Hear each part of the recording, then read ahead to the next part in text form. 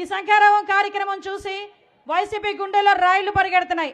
ఆ రైళ్లు ఎలా పరిగెడుతున్నాయంటే 4.5 సంవత్సరాల పాటు పరదాల చాటున దాక్కున్న ముఖ్యమంత్రి, పబ్జీ గేమ్ ఆడుతూ కూర్చున్న ముఖ్యమంత్రి ఒక్కసారిగా లోకేష్ గారి పాదయాత్ర, తర్వాత బోనమ్మ గారి నిజం గెలవాలి కార్యక్రమం, చంద్రబాబు నాయుడు గారి రా కదలరా సభలకి విశేషంగా వస్తున్న ఆదరణ చూసి తట్టుకోలేక బయటకు వచ్చి సిద్ధం అని మాట్లాడుతున్నాడు.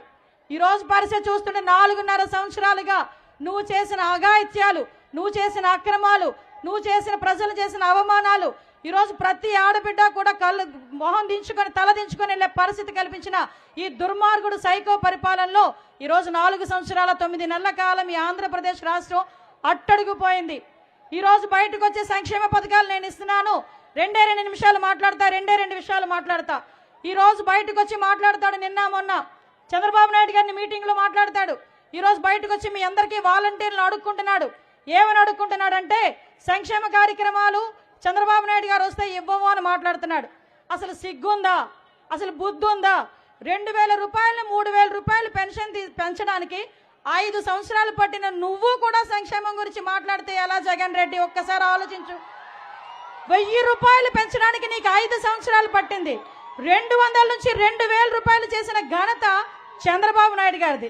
ఆ ఒక్క చిన్న లాజిక్ ఎలా మిస్ అవుతున్నావు? నవరత్నాలని చెప్పి 9 పథకాలు తీసుకొచ్చావు. ఈ నవరత్నాలు బూచి చూపించి చంద్రబాబు నాయుడు గారు ఇచ్చిన 130 పథకాలను మరుగున పెట్టిన పరిస్థితిలో నువ్వు సైకోవి కాదా అని నేను అడుగుతున్నా. ఒక్కసారి మన దగ్గర కనుక లిస్టు చూసుకుంటే 130 పథకాలు చంద్రబాబు నాయుడు గారు ఇచ్చారు. మీ అందరికీ తెలుసు, ఎవరైనా ఇంట్లో చనిపోతే చంద్రన్న బీమా, మీ ఇంట్లో పెళ్లి అయితే పెళ్లి కానుక, మీ అందరికీ కూడా పెన్షన్ ఒక పక్కన, పెళ్లి కానుక, సంక్రాంతి కానుక, రంజాన్ తోఫా, క్రిస్మస్ కానుక, అలాంటి బెస్ట్ అవైలబుల్ స్కూల్స్, విదేశీ విద్యా పథకం, స్టడీ సర్కిల్స్, అదేవిధంగా అన్నా క్యాంటీన్లు, ఇంకా చెప్పుకునే పోతే ఎస్సీ కార్పొరేషన్లు, బీసీ కార్పొరేషన్లు ద్వారా రుణాలు, ఇలాంటివి చెప్పుకుంటా పోతే ఒక్క మాటలో చెప్పాలంటే చంద్రబాబు నాయుడు గారి సంక్షేమం ఎలా ఉంటుందంటే తమ్ముళ్ళు, పుట్టబోయే బిడ్డ దగ్గర నుంచి చనిపోయి మహాప్రస్థానం ద్వారా శ్మశానానికి వెళ్ళినంత వరకు ఉంటుంది సంక్షేమం. అది చంద్రబాబు నాయుడు గారు అంటే.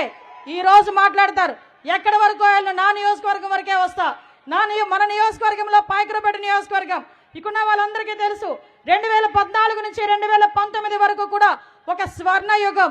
ఎలాంటి స్వర్ణయుగం అంటే ఈ రోజుకి కూడా ఏ గ్రామంలోకి వెళ్ళినా తెలుగుదేశం పార్టీ కార్యకర్త అన్నవాడు కాలు రెగరేసి తిరుగుతాడు. ఎందుకో తెలుసా?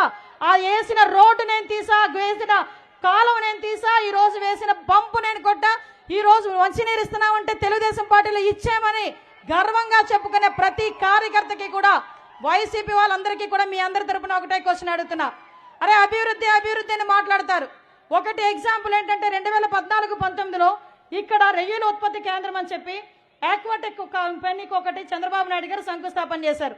శంకుస్థాపన చేసినప్పుడు అక్కడ 30 కోట్ల రూపాయలు పెట్టి సెంట్రల్ గవర్నమెంట్ నుంచి వస్తుంది తీసుకొచ్చి పెట్టారు. పెట్టిన తర్వాత మళ్ళా వచ్చాడు జగన్మోహన్ రెడ్డి. వాళ్ళకి చెల్లికి మళ్ళీ పెళ్లి చేయడం బాగా అలవాటు కదా.